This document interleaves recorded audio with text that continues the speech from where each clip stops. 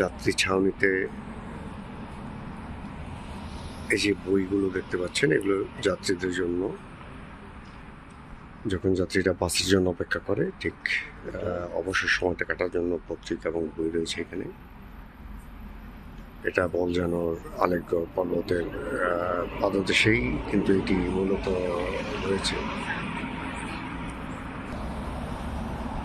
এই যে দেখেন পর্বতমালার নিচে যে একটি বাস স্ট্যান্ড, এই বাস স্ট্যান্ডের এখানে কিন্তু মূলত হচ্ছে এই যে পতাকাটি,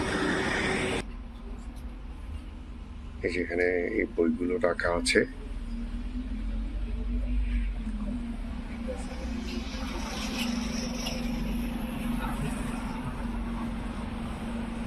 আমি এখন আসলে কথা বলবো, জানতে চাইবো এই বলজানো শহরে এখানে বসবাস করেন দীর্ঘদিন তো আমাদের দয়াল ভাই কাছ থেকে। দয়াল ভাই, এই পর্বতটার নাম কি এবং এই যে পাঠাগার একটা যাত্রী ছাউনিতে, আসলে এটা একটা ব্যতিক্রম, এই সম্পর্কে যদি একটু বলতেন।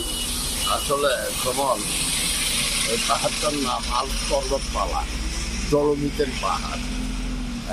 নরসিংদীর লীলাভূমি খ্যাত এই বলজানোতে এই পাহাড়টা সেই ফ্রান্স থেকে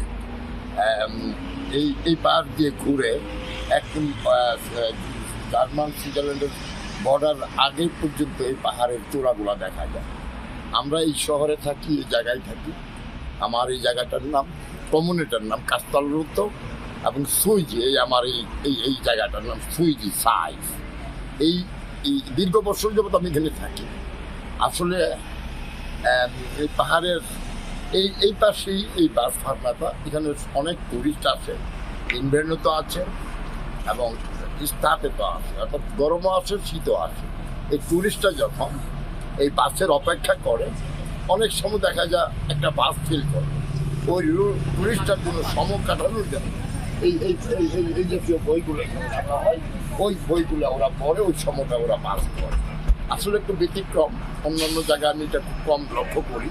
এখানে এই অঞ্চলটার মধ্যে টুরিস্টদের আয়োজন, শুধু তাই এরকম কিছু কিছু ব্যতিক্রমদের আয়োজন এখানে আছে, যেগুলো হয়তো এই অল্প সময় আপনাকে নিয়েও যেতে পারতেছি না বা আপনার বলারও না, আসলে ব্যতিক্রম, কারণ আমি অনেক জায়গায় ঘুরি, কিন্তু এইরকম একটি পরিবেশ যে যাত্রীদের জন্য করা হয়েছে, তো এই জিনিসটা কিন্তু আসলে চোখে পড়ে না। কিন্তু এই প্রথম আমি দেখলাম আপনাদের এখানে এই পর্বতমালার কাছেই যে এরকম একটি যাত্রী ছাউনির ভিতরে একটি পাঠাগার রয়েছে। ধন্যবাদ সুমন।